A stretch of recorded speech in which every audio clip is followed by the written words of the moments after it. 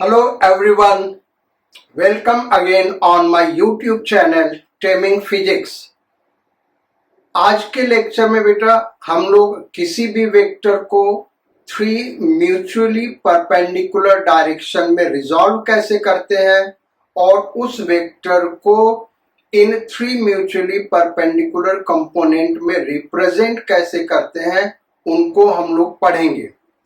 फिर उसके बाद मैथमेटिकल ऑपरेशंस कैसे करते हैं, जैसे addition, subtraction and multiplication when a vector is given in the form of unit vectors.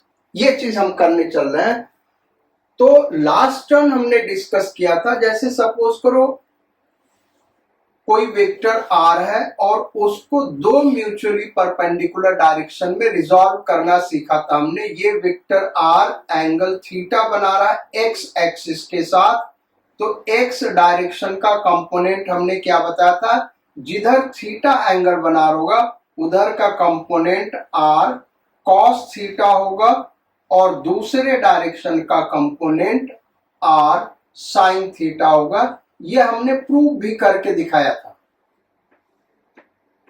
अब इसको एक नए तरीके से हम लोग समझने की कोशिश करेंगे और उसी को हम जनरलाइज करेंगे जब थ्री म्यूचुअली परपेंडिकुलर कंपोनेंट में रिजॉल्व करना है। तो वो नया कॉन्सेप्ट क्या है कि जिस डायरेक्शन में भी हम वेक्टर को रिजॉल्व करेंगे उस डायरेक्शन से वेक्टर जितना एंगल बना रहा होगा उसी का कॉस कंपोनेंट ले लो, वही उस डायरेक्शन का कंपोनेंट हो जाएगा। जैसे एक्स एक्सिस से वेक्टर आर कितना एंगल बना रहा है, थीटा, तो इधर का कंपोनेंट क्या होगा, आर कॉस थीटा। अब इस डायरेक्शन से कितना एंगल बना रहा है बेटा, 90 माइनस थीटा, 90 माइनस थीटा। तो इधर का कंपोनेंट क्या होगा, आर कॉस 90 माइनस थीटा। और कॉस 90 माइनस थीटा क्या होता है बच्चों, साइन थीटा। सो ये हो गया आर साइन थीटा। और वही चीज यहां हमने लिखा हुआ है जो कि कल हमने प्रूफ किया था, राइट एंगल ट्रायंगल लेके। तो सिंपल सा रूल क्या है, जिस डायरेक्शन में भी वेक्टर आर का कंपोनेंट निकालना हो उधर का एंगल थीटा का कॉस ले लेंगे। तो इधर का हो गया आर कॉस थीटा, इधर से एंगल बना रहा है 90 माइनस थीटा, तो are cos 90 minus theta.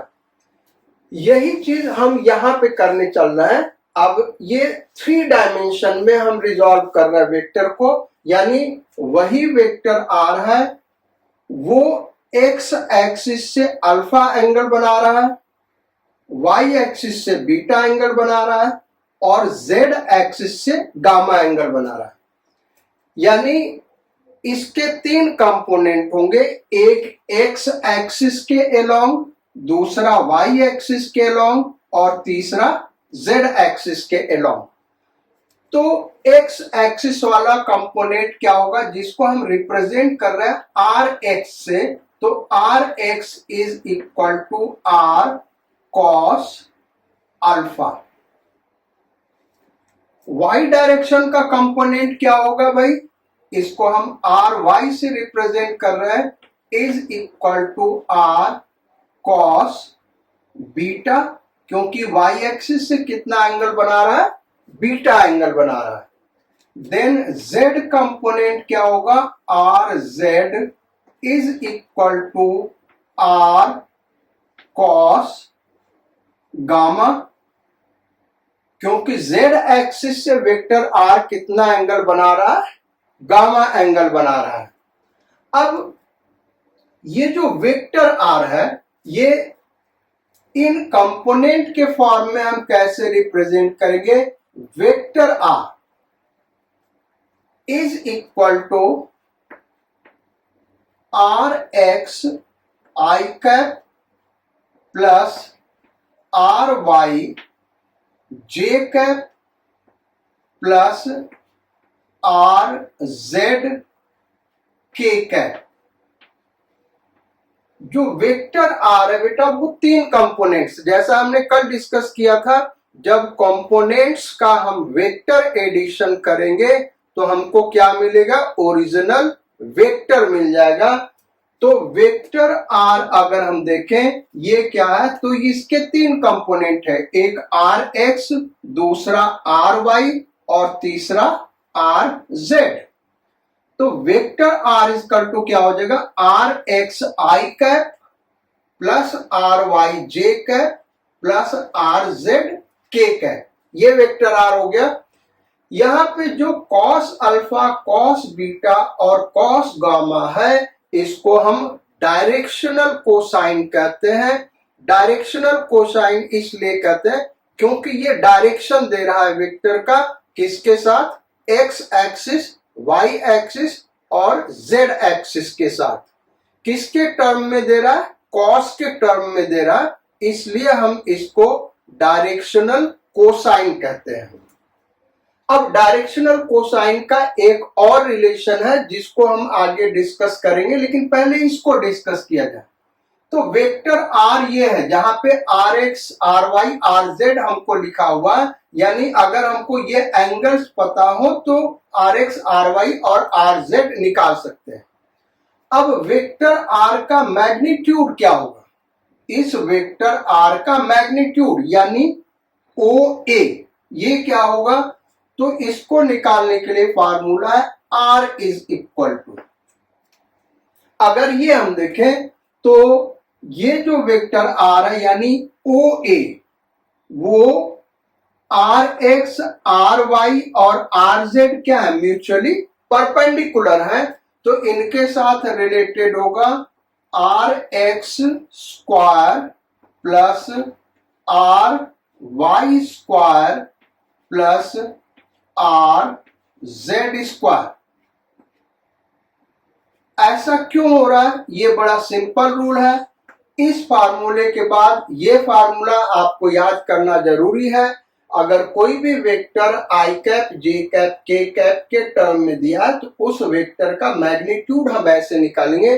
Basically ये कैसे होता है, ये जो वेक्टर आर है वो एक क्यूब का बॉडी डायगोनल है। अब किस क्यूबॉइड का, क्यूब नहीं क्यूबॉइड हम कहें, क्यूबॉइड का बॉडी डायगोनल है, तो क्यूबॉइड के बॉडी डायगोनल का फार्मूला क्या होता है भाई, under root L square plus B square plus H square. So L square plus B square plus H square जो यहां पे आ रहा है। सो ये हो गया। अच्छा, ये वेक्टर आर, अगर हमको ये चीज पता है, यहां से इसका मैग्नीट्यूड निकल गया। अब ये एक्स एक्सिस से कितना एंगल बना रहा है, अल्फा एंगल, और वो कॉस अल्फा क्या होगा, तो वो हम यहां से निकाल सकते हैं आर एक्स अपॉन आर। और वाई एक्सिस से कितना एंगल बना रहा है, cos beta is equal to r y upon r. और जेड एक्सिस से कितना एंगल बना रहा है, cos gamma is equal to are Z upon r. तो कोई भी vector i cap, j cap, k cap के टर्म में दिया है तो उसका मैग्नीट्यूड यहां से निकालेंगे, और एक्स एक्सिस के साथ जो एंगल बन रहा है यहां से निकलेगा, वाई एक्सिस के साथ जो एंगल बन रहा है यहां से निकलेगा, जेड एक्सिस के साथ जो एंगल बन रहा है वो यहां से निकलेगा। पहले हम इसी पे क्वेश्चंस करेंगे, फिर आगे बढ़ेंगे। तो फॉर्मूला हम यही रहने देते हैं, क्वेश्चन एक करते हैं। क्वेश्चन एक लिखिए,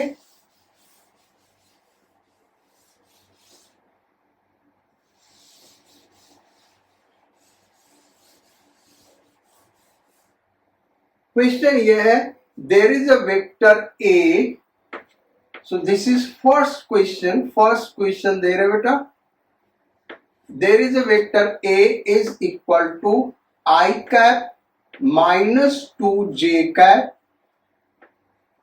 plus under root 31 k cap ये वेक्टर है। फाइंड इट्स मैग्नीट्यूड, इसका मैग्नीट्यूड निकालना हमको। इसका वेक्टर का मैग्नीट्यूड क्या होगा? तो मैग्नीट्यूड का फॉर्मूला ये है, ये वेक्टर ए है तो इसके मैग्नीट्यूड को ए से रिप्रेजेंट करें, इज इक्वल टू, तो इसका मैग्नीट्यूड क्या भाई, आई cap j cap k cap के जो कोएफिशिएंट्स हैं उनके स्क्वायर के सम का रूट। तो यहां पे आई कैप का कोएफिशिएंट क्या 1, तो 1 का स्क्वायर, प्लस जे कैप का कोएफिशिएंट क्या -2, तो -2 का स्क्वायर, प्लस के कैप का मैग्नीट्यूड क्या कोएफिशिएंट √31, तो √31 का square is equal to, this is 1 + 4 + 31, so it is √36, that is 6, इसका मैग्नीट्यूड 6 हो गया। तो कोई भी वेक्टर दिया हुआ उसका मैग्नीट्यूड इस तरीके से हम निकालेंगे, डायरेक्शन इस फार्मूले से निकालेंगे बेटा। अब इसको इरेज हम कर दे रहे हैं और नया क्वेश्चन दे रहे हैं। सो नेक्स्ट क्वेश्चन आप लिखिए, second question, question number 2। Question number 2, there is a vector b is equal to 5 i cap, या फिर ऐसे कहा, ठीक है, -3 j cap plus 4 k cap. Find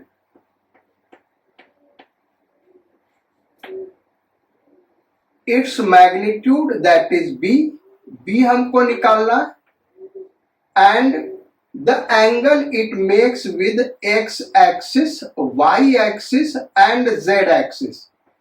अगर अल्फा बीटा गामा लिखा हुआ है तो ये हमेशा ध्यान रखिएगा, ये नोटेशन दे रहा है वेक्टर का एंगल किसके साथ भाई, x एक्सिस, y एक्सिस और z एक्सिस, ये एंगल्स हमको फाइंड आउट करने हैं। चलिए कैसे किया जाए, तो magnitude b is equal to √ i cap का कोएफिशिएंट 5 का स्क्वायर, देन जे कैप का -3 का स्क्वायर, देन के कैप का 4 square. So it is 25 plus 25, 55 √2. So its magnitude is 5 √2. अब डायरेक्शन यानी एंगल कितना बना रहा, तो उसके लिए हम क्या निकालेंगे भाई, cos alpha, cos beta and cos gamma. So cos alpha is equal to क्या हो गया भाई, Rx, जो फॉर्मूला हमने पढ़ा था, x component upon magnitude, Rx upon R। तो यहां Rx क्या है, 5 अपॉन R, वो क्या है 5 √2, या हम इसको कह सकते हैं bx upon b। So it is 1/√2, यानी alpha is equal to 45 degree. ये जो वेक्टर b है x एक्सिस के साथ कितना एंगल बना रहा, 45 डिग्री। अब y एक्सिस के साथ कितना एंगल बना रहा है, cos beta is equal to by, that is -3 upon b, that is 5 √2। अब इसके करेस्पॉन्डिंग कोई नोन वैल्यू नहीं, नोन वैल्यू का मतलब हमारा 0, 30, 45, 60, 90 और इसी के मल्टीपल में हम चले जाए तो टू 180 तक वो कोई एंगल नहीं है, क्योंकि निगेटिव है तो 90 डिग्री से ज्यादा होगा। तो इसको हम लिखेंगे कैसे, beta is equal to cos inverse, इसको कॉस टू द पावर -1 नहीं पढ़ेंगे बेटा, कॉस इनवर्स पढ़ेंगे, कॉस इनवर्स -3/5√2। ये हो गया वाई एक्सिस के साथ एंगल। यानी है क्या, अगर नोन वैल्यू तब तो हम वो एंगल लिख सकते हैं, लेकिन अगर वो नोन वैल्यू नहीं तो फिर हम ऐसे लिखेंगे, ऐसे कॉस गामा जेड एक्सिस के साथ क्या एंगल बना रहा है, is equal to BZ, that is 4/5√2। इसको फर्दर हम सिंप्लीफाई करें तो 2√2/5 आ गया। तो अब गामा एंगल हम कैसे लिखेंगे, कॉस इनवर्स 2√2/5, ये हो जाएगा हमारा जेड एक्सिस के साथ एंगल। क्लियर है ये। अब देखिए कभी कभी क्वेश्चन में क्या हो सकता है कि ये दो ही कंपोनेंट दिए हों, ये जो वेक्टर है ये 3 डायमेंशनल कंपोनेंट्स दिए हो, यानी एक्स वाई जेड तीनों कंपोनेंट है, लेकिन जरूरी नहीं है हमेशा तीनों कंपोनेंट हो सकता है केवल एक कंपोनेंट हो सकता है केवल 2 कंपोनेंट हो, तो वो तो और आसान हो जाते हैं। जैसे एक सिंगल कंपोनेंट की हम लेके बात करें, थर्ड क्वेश्चन देते हैं।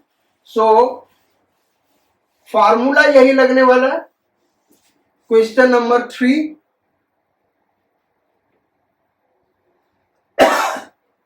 Vector R is equal to -2i cap, find magnitude of vector R, इसका मैग्नीट्यूड क्या है, और the angle it makes with x axis, y axis and z axis, इस तीनों के साथ ये एंगल क्या बना रहा है। तो देखिए अगर इस वेक्टर को हम कॉमन सेंस से देखें तो बेटा बड़ा आसान है, हम यहां पे ड्रॉ कर दे, ये एक्स वाई एक्सिस है, तो ये है क्या, -x एक्सिस के डायरेक्शन में 2 यूनिट है, ये है ये वेक्टर। तो इसका मैग्नीट्यूड दिख रहा 2 होगा, ये यहीं से दिख रहा, मैग्नीट्यूड क्या होगा भाई 2, -i कैप डायरेक्शन रिप्रेजेंट कर रहा है। अब अल्फा एक्स एक्सिस के साथ कितना एंगल बना रहा, तो 180 डिग्री यानी पाई रेडियन। कितना, एक्स एक्सिस के अपोजिट है तो पाई रेडियन। वाई एक्सिस से कितना एंगल ये बना रही है, यहीं पे दिख रहा है, ये रहा वाई एक्सिस, वो आपको भी दिख रहा कितना एंगल बना रहा है, 90 डिग्री यानी पाई/2 रेडियन। और जेड एक्सिस के साथ कितना एंगल बना रहा है, तो जेड एक्सिस इधर होगा, ये चौक हम जिधर रख रहे हैं बोर्ड के परपेंडिकुलर इस डायरेक्शन में होगा, तो इस डायरेक्शन से कितना एंगल बना रहा है 90 डिग्री, तो ये 90 डिग्री। लेकिन इसको हम फार्मूले से भी कर सकते हैं, अभी जो हमने फार्मूले बताए उनका प्रैक्टिस करना है तो हम वहां से करके दिखाते हैं। पहले मैग्नीट्यूड निकालते हैं, तो R is equal to, formula क्या है, R x square plus R y square plus R z square, यही फार्मूला लिखा है तो भाई मैग्नीट्यूड का। अब is equal to are x I cap का कोएफिशिएंट कितना भाई, -2, तो -2 का स्क्वायर। अच्छा जे कैप के कैप है ही नहीं, यानी उनका कोएफिशिएंट क्या होगा 0। भाई जे कैप के कैप नहीं है वहां पे, तो हम क्या कह सकते हैं 0 जे कैप प्लस 0 के कैप, तो कोएफिशिएंट 0 0 हो गए। इसको सॉल्व करेंगे तो क्या आ गया 2 आ गया, जो कि वहां पे हमने लिखा हुआ 2 होगा, वो हमने फिगर ड्रॉ किया वहीं से दिख रहा है। कॉस अल्फा निकाले, तो कॉस अल्फा यानी एक्स एक्सिस के साथ एंगल क्या बना रहा है, तो फार्मूला है आर एक्स यानी आई कैप वाला कोएफिशिएंट अपॉन आर यानी magnitude of vector. R x क्या है बेटा, -2 और आर ये यहां पे निकाला कितना 2, ये कितना आया -1। तो अगर कॉस अल्फा -1 है तो अल्फा क्या होगा भाई, पाई।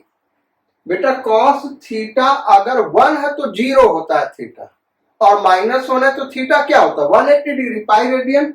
तो अल्फा कितना हो गया भाई, पाई। दूसरा निकाले कॉस बीटा, तो कॉस बीटा इक्वल टू क्या होगा, आर वाई। भाई हम एकदम डिटेल में आपको इसलिए बता रहे सिंपल क्वेश्चन से ताकि आपको कोई कंफ्यूजन ना हो।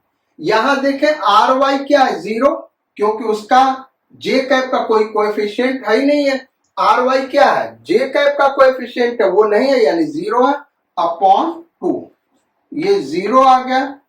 तो कॉस बीटा 0 यानी beta 90 degree, π/2 radian.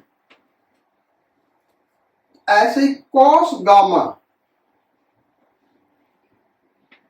Is equal to are Z upon R. R Z क्या भाई 0 अपॉन 2, तो इट इज 0 यानी गामा इज इक्वल टू क्या हो गया बेटा, π/2 रेडियन। तो ये तो हो गया वेक्टर का केवल एक कंपोनेंट हो। ऐसे दो कंपोनेंट का हम ले लेते हैं।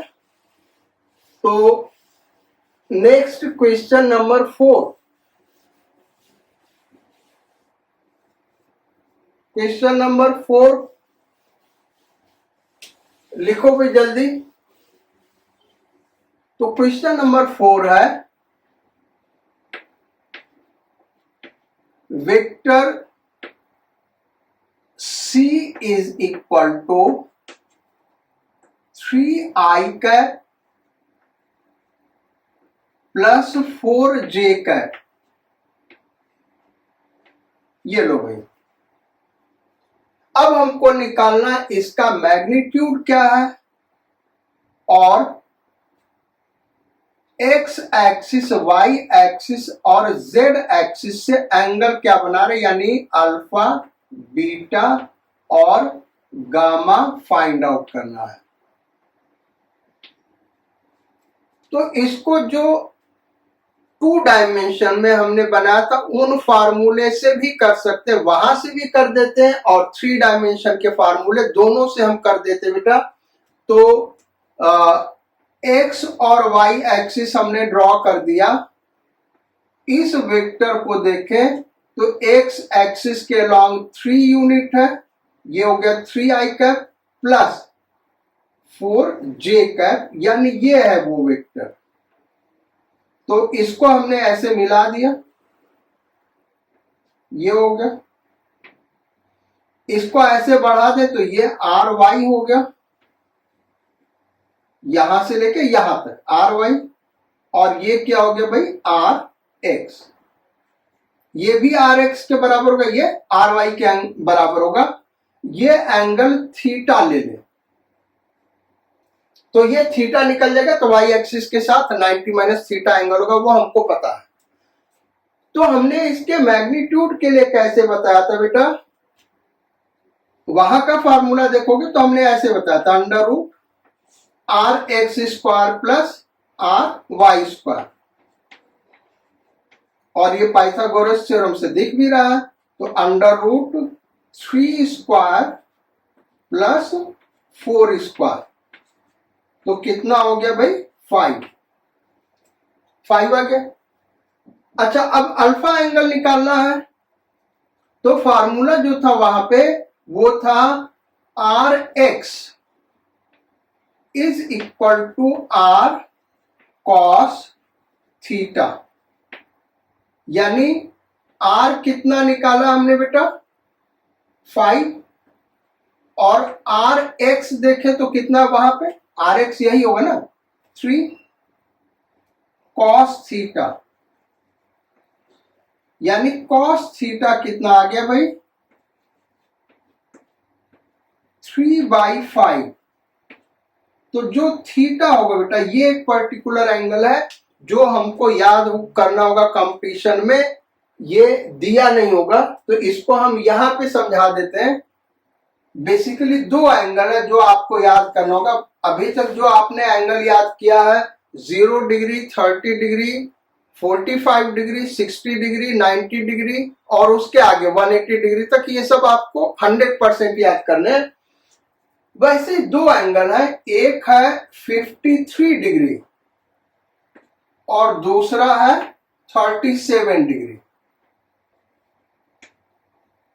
ये साइड 4, ये साइड 3, ये साइड 5। ये हमको राइट एंगल ट्रायंगल याद करना भाई। 3, 4, 5 का एक राइट एंगल ट्रायंगल है, तो सबसे बड़े वाले साइड का एंगल सबसे बड़ा होगा जो कि 90 डिग्री होता है। फिर उससे छोटा 4 है, उसके सामने का एंगल 53 डिग्री होगा, ये याद रखना है। फिर सबसे छोटा 3 है, इसके सामने का एंगल 37 डिग्री होगा, ये हमको याद रखना है। तो cos थीटा इक्वल टू 3/5 है। तो 3/5 देखें तो यहां से है, यही हुआ ना 3/5। तो ये क्या हो गया बेस और ये क्या हो गया हाइपोटेन्यूज। तो cos 3/5, cos थीटा 3/5 यानी थीटा क्या होगा 53 डिग्री। ऐसे ही cos थीटा अगर 4/5 होता तो ये 4 हो गया, ये 5 हो गया, उस केस में ये बेस बनेगा और ये हाइपोटेन्यूज बनेगा। तो cos थीटा 4/5 है तो थीटा क्या होगा 37 डिग्री। तो यहां से हम देखें तो थीटा इज इक्वल टू क्या हो गया भाई 53 डिग्री। यानी एक्स एक्सिस के साथ कितना एंगल बना रहा है 53 डिग्री।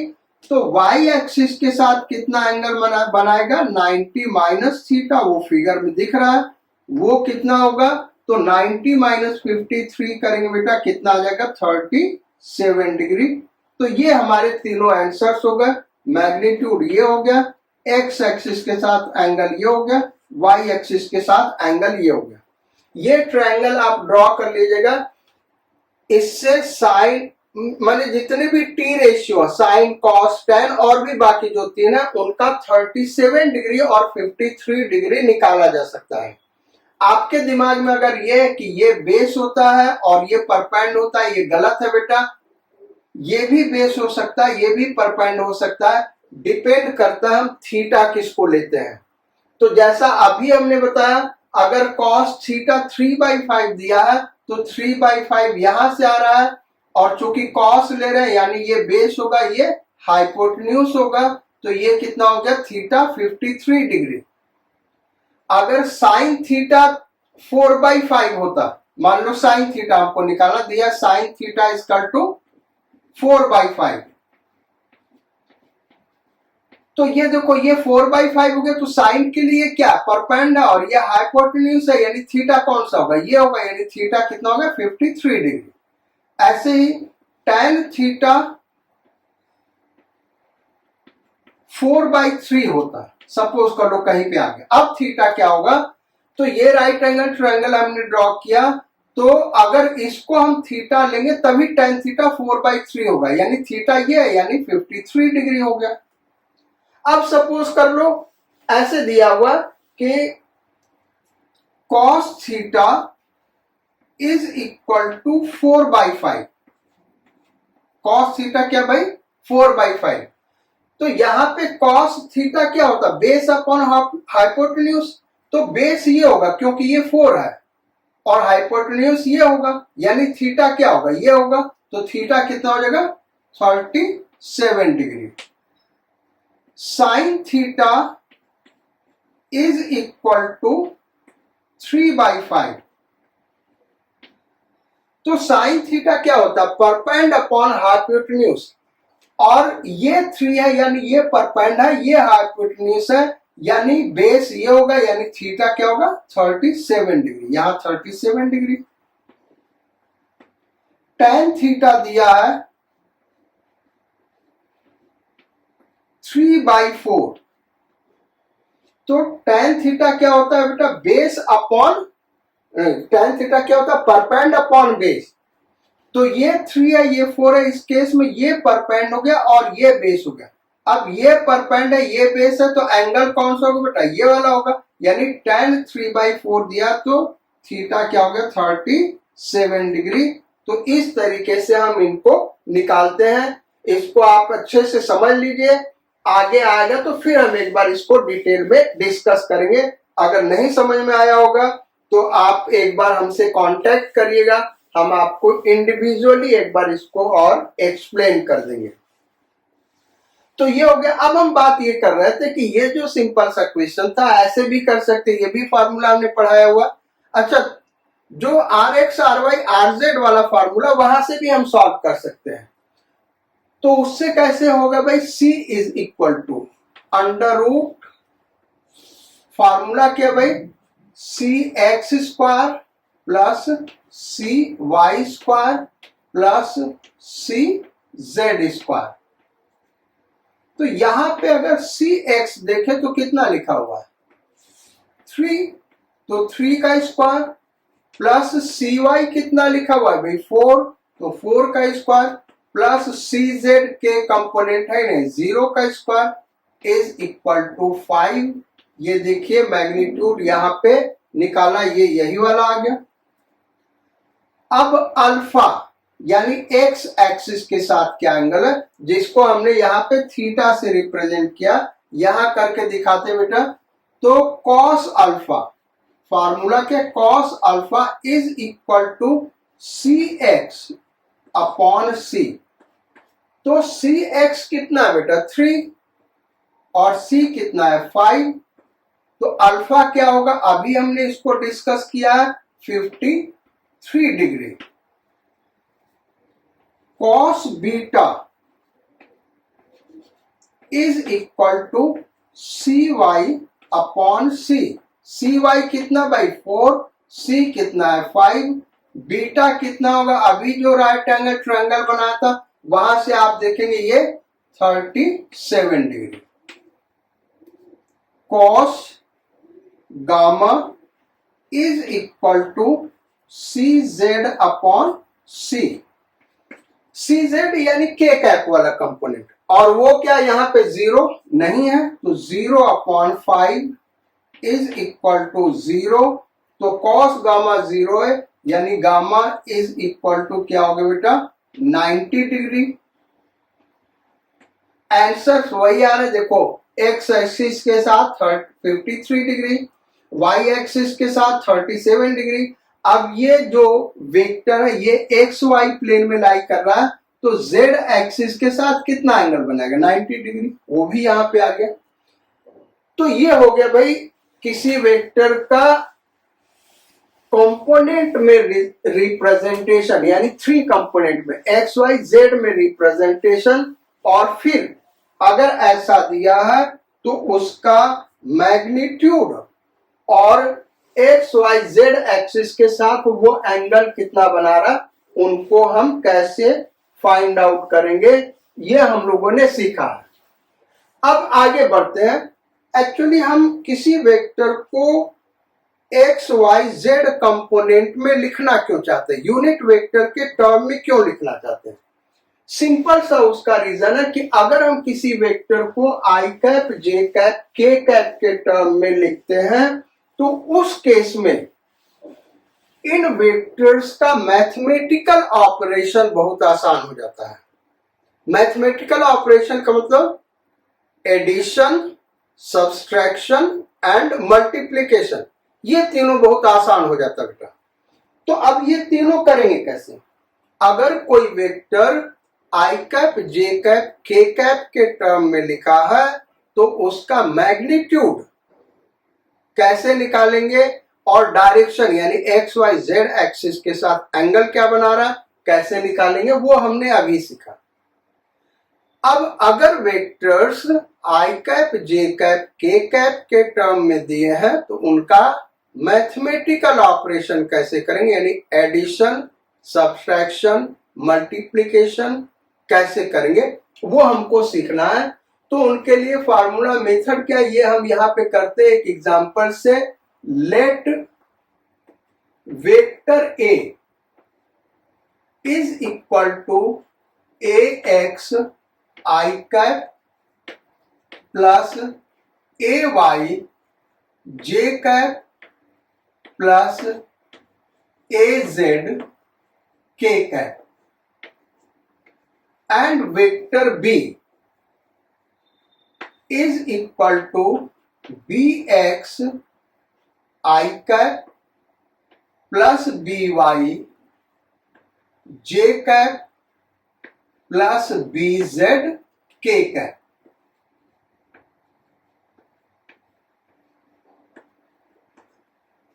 अब एडिशन और सब्सट्रैक्शन कुछ चीजें यहां सीखते बेटा, उसी से रिलेटेड प्रॉब्लम करेंगे, फिर प्रोडक्ट पे आएंगे। तो हमको निकालना, पहला फॉर्मूला करते हैं एडिशन कैसे करेंगे, यानी vector A plus vector B. तो बड़ा इसका सिंपल रूल है, जैसे अलजेब्रा में हम क्या करते हैं, लाइक टर्म्स को ऐड कर देते हैं। तो यहां पे देखें, ये और ये लाइक टर्म्स है, ए प्लस बी, इसको ऐड करना, ये लाइक टर्म्स है, ये लाइक टर्म्स है, ये लाइक टर्म्स है, यानी ये इसके साथ ऐड होगा, ये इसके साथ ऐड होगा, ये इसके साथ ऐड होगा। तो ये हो गया A x plus B X I cap, then plus A Y plus B Y J cap, then plus A Z plus B Z के कैप। इस तरीके से एडिशन होगा। अब अगर यही सब्ट्रैक्शन करना, यानी ए माइनस बी है, ये हम यहीं पे दिखा देते बेटा, दूसरे कलर से दिखा देते हैं। अगर vector A minus vector B है तो इसको कैसे करेंगे, तो यहां पे माइनस आ जाएगा, यहां पे माइनस आ जाएगा, यहां पे माइनस आ जाएगा, क्योंकि लाइक कंपोनेंट्स ही सब्ट्रैक्ट होंगे। तो यहां माइनस हो तो ऐसे माइनस आ जाएगा। ये हो गया एडिशन और सब्ट्रैक्शन का मेथड। तो एडवांटेज क्या हुआ इसका, अभी तक हम क्या कर रहे थे, एडिशन और सब्ट्रैक्शन के लिए फार्मूला लगा रहे थे। हमको वेक्टर ए और वेक्टर बी का मैग्नीट्यूड दिया है, उसके बीच का एंगल दिया है। तो एडिशन के लिए फार्मूला लगा रहे थे, under root A square plus B square plus 2ab cos theta, और सब्ट्रैक्शन के लिए A square plus B square minus 2ab cos theta. ये अगर यहां पे करना चाहोगे तो बड़ा मुश्किल होगा बेटा, बड़ा लेंदी हो जाएगा, क्योंकि यहाँ पे वेक्टर का मैग्नीट्यूड और उनके बीच का एंगल नहीं दिया। तो पहले तो इसका मैग्नीट्यूड निकालोगे, फिर इसका मैग्नीट्यूड निकालोगे, फिर दूसरे दोनों के बीच का एंगल कैसे निकालेंगे, ये अभी आपको नहीं समझ में आएगा, आगे हम समझाएंगे कैसे निकालेंगे, फिर वहां से करना होगा। So that will be a very lengthy process, वो लेंदी प्रोसेस होगा। तो अगर vector i cap j cap k cap के टर्म में दिए हैं तो एडिशन और सब्ट्रैक्शन ऐसे हम करेंगे, बहुत ही सिंपल है। एक एग्जांपल लेते हैं, 4 क्वेश्चंस ऑलरेडी हम करा चुके भाई। क्वेश्चन नंबर 5, ये एडिशन और सब्ट्रैक्शन के लिए हम एग्जांपल ले रहे हैं। Vector A is equal to 3i cap minus 4j cap plus 5k cap, and vector B is equal to i cap minus j cap plus 2k cap. Find out vector A plus vector B, ये हमको निकालना है, vector A plus vector B. तो vector A plus vector B क्या हो जाएगा बेटा, ये इसके साथ ऐड हो जाएगा 4i कैप, देन ये इसके साथ ऐड हो जाएगा माइनस 5j कैप, देन ये इसके साथ ऐड हो गया प्लस 7k कैप। ये एडिशन हो गया। Next question number 6।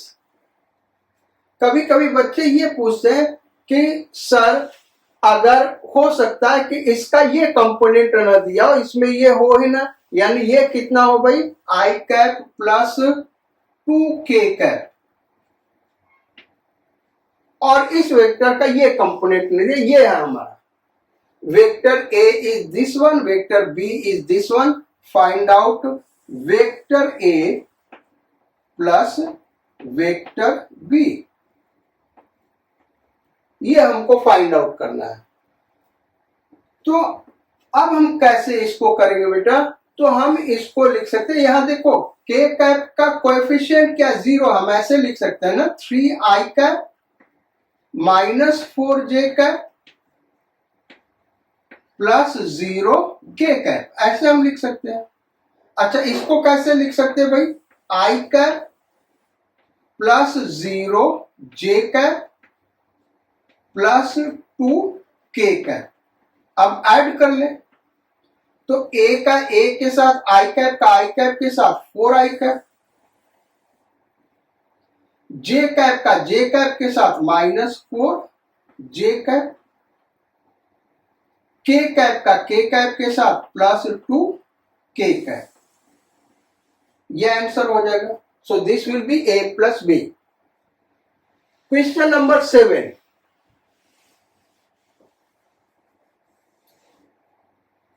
Question number 7, vector A is equal to 2i cap minus 3j cap plus 4k cap, and vector B is equal to minus 3i cap plus 4j cap minus 3k cap। Find vector A minus vector B, ये हमको निकालना भी। अब इसको कैसे करेंगे, तो vector A minus vector B, vector A ये इसमें से ये सब्ट्रैक्ट करेंगे, this minus this, then this minus this, then this minus this, तो ये कितना हो गया भाई 2 माइनस माइनस 3, i का i के साथ सब्ट्रैक्शन होगा, देन j का j के साथ plus minus 3 minus 4, then plus k का k के साथ सब्ट्रैक्शन होगा, तो 4 माइनस माइनस 3 k कैप, यहां पर j कैप आ जाएगा, तो j कैप, तो ये कितना हो गया भाई 5 i cap, then minus 7 j cap, then plus 7 k cap, ये हो गया इसका आंसर। एक और हम क्वेश्चन कर लेते बेटा, थोड़ा सा डिफिकल्ट लेवल पे, बेसिकली लगना यही है एडिशन सब्सट्रैक्शन पे। फिर नेक्स्ट मल्टीप्लिकेशन कैसे होता है, यानी डॉट प्रोडक्ट और क्रॉस प्रोडक्ट कैसे होगा, ये हम निकालेंगे। सो क्वेश्चन नंबर 8 हम लिख रहे हैं, vector A is equal to 2i cap minus j cap, vector B is equal to j cap minus 2k cap, and vector C is equal to minus 5 I cap plus 6 k cap. ये है 3 vector. Find mod of vector A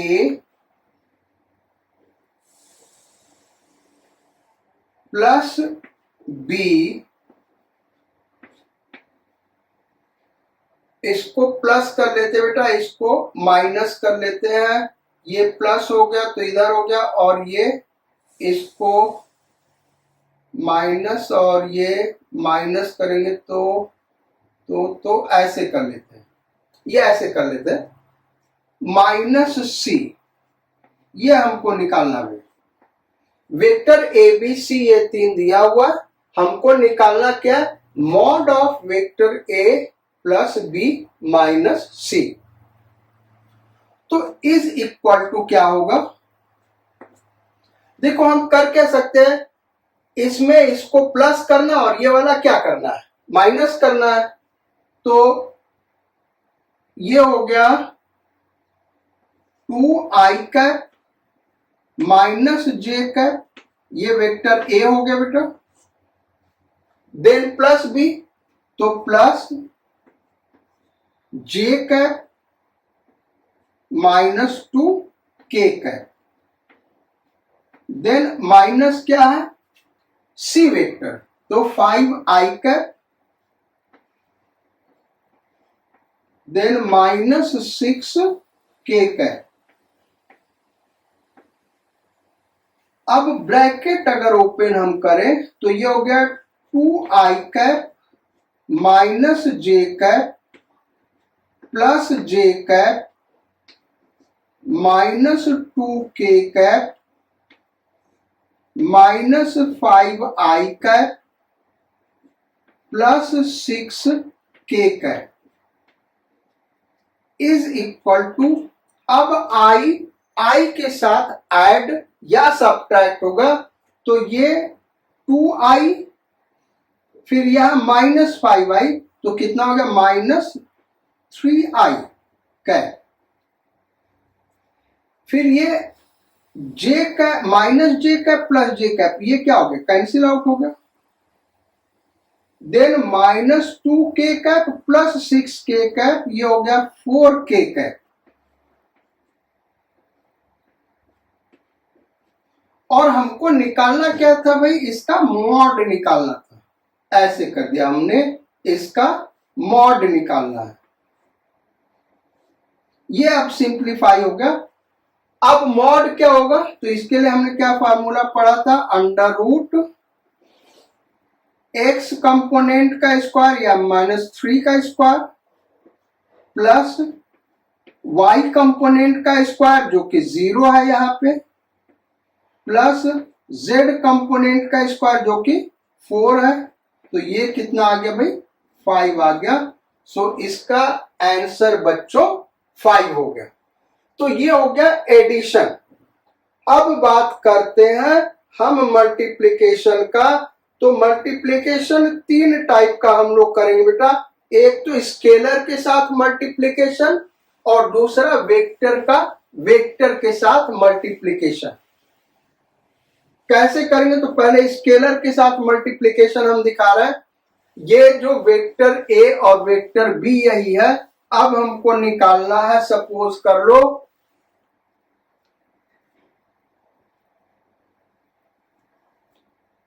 m times vector A, ये हमको निकालना है m times, जहां पे m क्या कोई स्केलर क्वांटिटी। हमने इसके साथ दिखा दिया तो इसके साथ भी वो हो गया, वही रूल लगेगा। करना क्या है, स्केलर का वेक्टर के साथ मल्टीप्लिकेशन क्या होगा, तो ये जो स्केलर क्वांटिटी बेटा इसके कोएफिशिएंट के साथ मल्टीप्लाई करेगा, बाकी वही रहेगा। तो ये हो जाएगा m ax plus m ay plus ये आई कैप, यहां पे आई कैप वैसे ही रहेगा, यहां J cap plus m z component k cap. इस तरीके से हम स्केलर का वेक्टर के साथ मल्टीप्लिकेशन करते हैं। दूसरा फार्मूला, हम 2 फार्मूला ऑलरेडी डिस्कस कर चुके, एडिशन और सब्सट्रैक्शन का। ये हम तीसरा फार्मूला डिस्कस कर रहे हैं बेटा, स्केलर का वेक्टर के साथ मल्टीप्लिकेशन। और ये चौथा फार्मूला डिस्कस कर रहे हैं, डॉट प्रोडक्ट। यानी वेक्टर का वेक्टर के साथ डॉट प्रोडक्ट क्या होगा, ए डॉट बी क्या होगा, ये हमको निकालना है। इज इक्वल टू, तो लास्ट टर्म हमने डिस्कस किया था लाइक यूनिट वेक्टर्स का जो डॉट प्रोडक्ट होता है बेटा वो 1 होता है। भाई ये हमने लास्ट क्लास में यानी पिछले क्लास में डिस्कस किया था। अगर आप इस वीडियो को डायरेक्ट देख रहे हैं, पिछला क्लास नहीं किया है, तो बेटा वहां जाके एक बार देख लेना, वहां ये सारा एक्सप्लेन किया हुआ है। लाइक यूनिट वेक्टर्स का डॉट प्रोडक्ट हमेशा क्या होगा, 1 होगा। और अनलाइक यूनिट वेक्टर्स का डॉट प्रोडक्ट क्या होगा भाई, 0। अनलाइक हमारा कहने का मतलब आई डॉट जे या जे कैप डॉट के कैप या K cap dot I cap is equal to 0 होता है। यह भी हमने बताया था कि A dot B equal to B dot A, तो I dot J equal to J dot I, वो भी 0 होगा। तो इस तरीके से इन्हीं का हमको यहाँ पे एप्लीकेशन करना है। तो इसका जब इसके साथ मल्टीप्लीकेशन करोगे तो ये जो एक्सप्रेशन होगा बेटा पूरे 9 टर्म्स आएंगे, 3 टर्म्स यहाँ 3 टर्म्स यहाँ, ब्रैकेट ओपन करोगे ए डॉट बी लिख के, तो टोटल 9 टर्म्स आएंगे, जिसमें आई के साथ एक कंपोनेंट होगा, एक प्रोडक्ट होगा, जे के साथ दूसरा, के के साथ तीसरा। ये जो प्रोडक्ट होंगे इसमें आई डॉट आई क्या हो गया, 1 हो गया। इसको आप नोट कर लीजिए, फिर हम इसको एक्सप्लेन करके पूरा करके दिखाते हैं, नहीं तो आपको समझ में नहीं आएगा।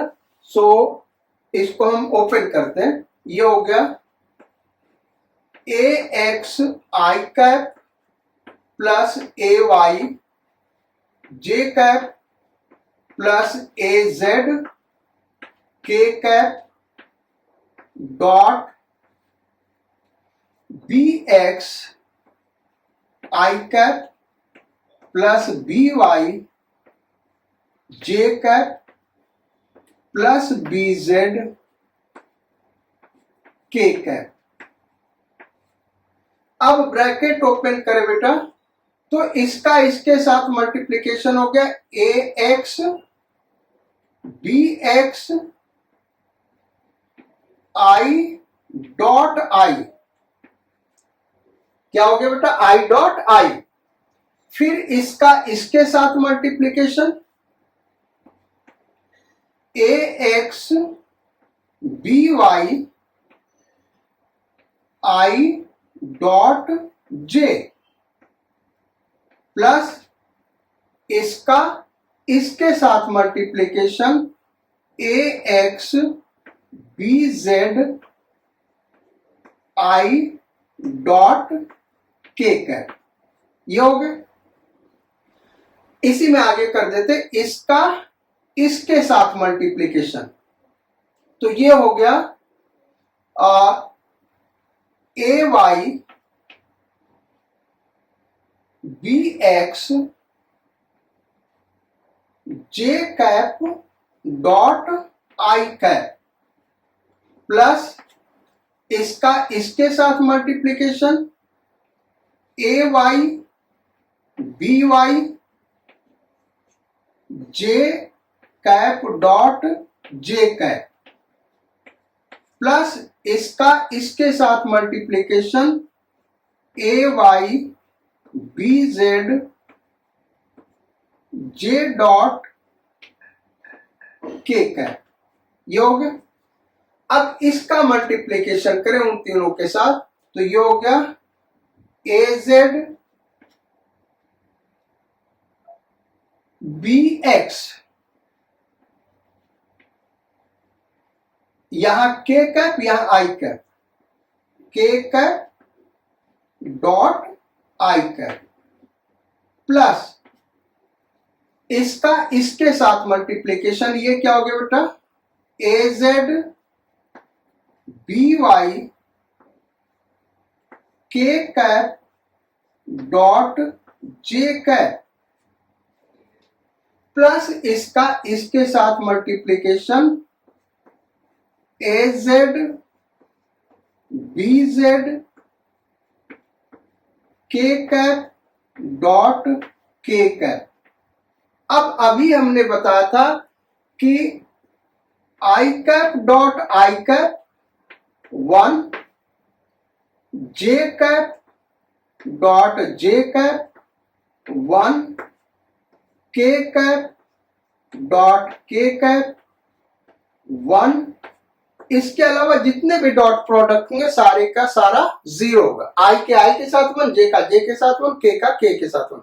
इसके अलावा जो भी होगा जैसे I dot J, J dot K, K dot I, ये सारा का सारा क्या होगा 0 होगा बेटा।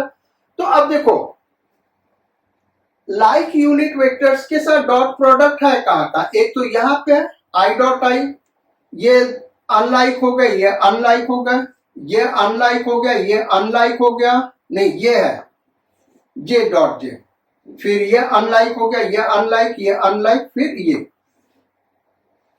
बाकी सारे 0 हो जाएंगे। तो ये कितना हो जाएगा, ये 1 हो गया, तो AX BX plus AY BY plus AZ BZ। ये फार्मूला हो गया बेटा A डॉट B का। प्रूव करना था इसलिए हमने पूरा एक्सप्लेन किया, याद करना बड़ा आसान है। दो वेक्टर का डॉट प्रोडक्ट करना है तो I के कोएफिशिएंट का I के साथ, J के कोएफिशिएंट का J के साथ, K के कोएफिशिएंट का K के साथ प्रोडक्ट ले लेंगे, मल्टीप्लिकेशन ले लेंगे। चूंकि ये स्केलर क्वांटिटी है इसलिए कहीं भी I cap J cap K cap नहीं आएगा, वो क्या हो गया 1 हो गया, I डॉट I 1 हो गया, ये 1 हो गया, ये 1 हो गया, बाकी सारे क्या हो गए 0 हो गए। तो इसी पे अब नेक्स्ट क्वेश्चन इसी पे आप लिखिए,